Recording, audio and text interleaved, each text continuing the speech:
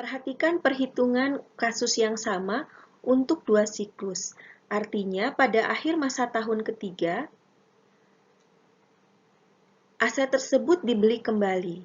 Jadi, pada akhir tahun masa ketiga, itu merupakan tahun ke-0-nya aset yang berada pada siklus yang kedua. Jadi, di tahun ketiga ini, selain ada nilai sisa aset di siklus yang pertama dan ada biaya anual untuk penggunaan aset tersebut di tahun ketiga, juga terhadap siklus yang kedua ada pengeluaran sebesar 20.000.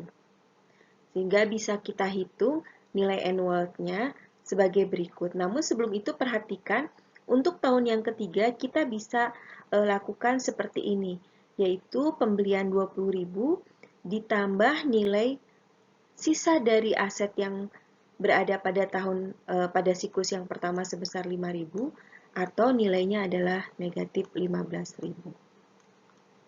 Cara menghitungnya berarti untuk siklus yang pertama ada pembelian 20.000 sebagai nilai present, kita kalikan dengan A per P, N-nya 6 tahun karena 2 siklus, 1, 2, 3, 4, 5, 6.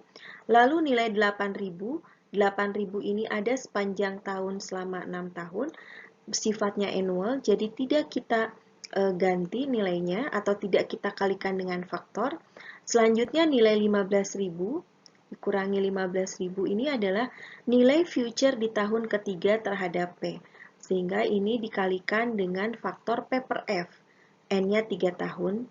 Nah, nilai 15.000 ini kita kalikan P per F. Artinya nilai ini kita pindahkan dulu ke tahun ke-0.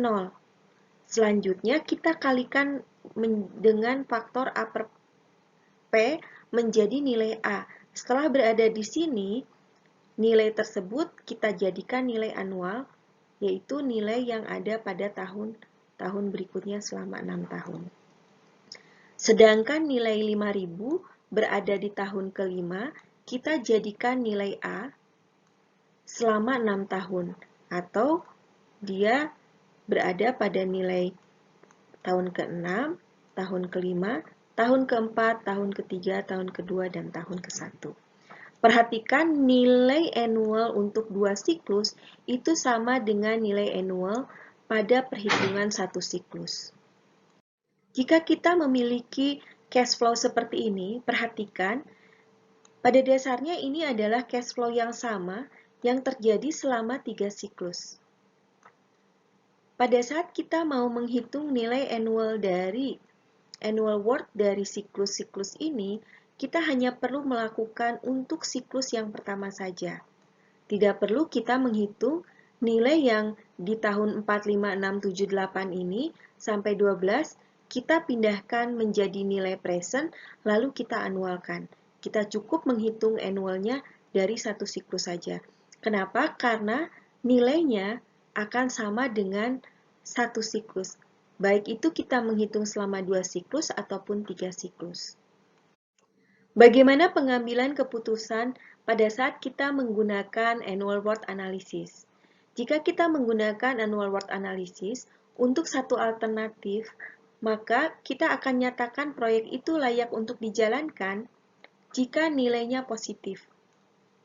Namun untuk 2 atau lebih alternatif, maka kita akan memilih nilai AW yang paling baik atau yang terbesar. Ingat, jika cash flow-nya adalah cost, maka kita akan mengambil cost yang paling kecil, sedangkan jika cash flow-nya berupa revenue, maka kita akan mengambil nilai AW yang paling besar.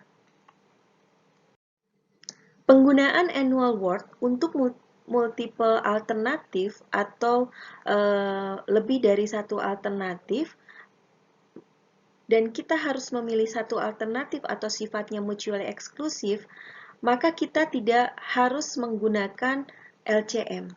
Karena kita akan menghitung siklus masing-masing dari project.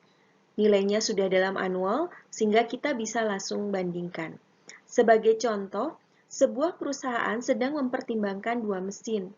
Mesin X memiliki biaya pertama sebesar 30.000 atau ini adalah nilai presentnya. Kemudian mesin X ini memiliki biaya operasional tahunan 18.000 atau kita simbolkan dengan A. Dan nilai sisa di tahun keempat atau ini future sebesar 7.000. Alternatif yang kedua adalah mesin Y dengan harga 50.000 atau ini present. Selanjutnya ada nilai AOC untuk mesin Y, ini adalah annual, dan nilai sisa untuk mesin Y sebesar 9.000 ini adalah nilai future.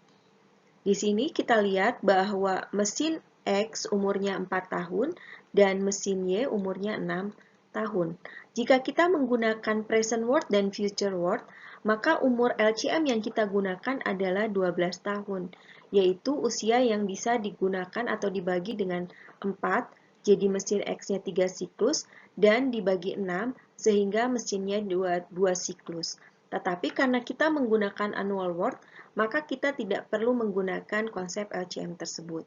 Dan jika ditanyakan mesin mana yang harus dipilih dengan tingkat suku bunga 12% per tahun, untuk mesin X, nilai 30.000 ini adalah nilai present, sehingga perlu kita konversikan menjadi nilai annual dengan mengkalikan faktor A per P. Atau karena nilai P-nya diketahui dan yang kita tanyakan adalah nilai A. Selanjutnya nilai annual sebesar 18.000 ini sudah menjadi annual sehingga kita tidak perlu konversikan. Dan berikutnya adalah nilai 7.000. Nilai 7.000 ini adalah nilai future sehingga kita kalikan dengan faktor A per F. N-nya sama ya untuk X 4 tahun. Lalu untuk AWY atau AW dari mesin Y, nilai 50.000-nya kita kalikan dengan A per P, dan 9.000-nya juga kita kalikan dengan faktor A per F. 16.000 ini adalah biaya tahunannya, sehingga tidak perlu kita kalikan dengan faktor apapun. Dapat dilihat di sini untuk mesin Y yang digunakan adalah 6 tahun. Hasilnya ternyata mesin X itu lebih murah cost-nya dibandingkan dengan mesin Y, sehingga kita akan memilih mesin X dibandingkan dengan mesin Y. Itu adalah materi mengenai penggunaan annual worth analysis dalam pemilihan alternatif. Materi annual worth analysis bagian pertama ini diambil dari buku berikut. Semoga materi yang diberikan dapat dipahami oleh rekan-rekan. Terima kasih atas perhatiannya.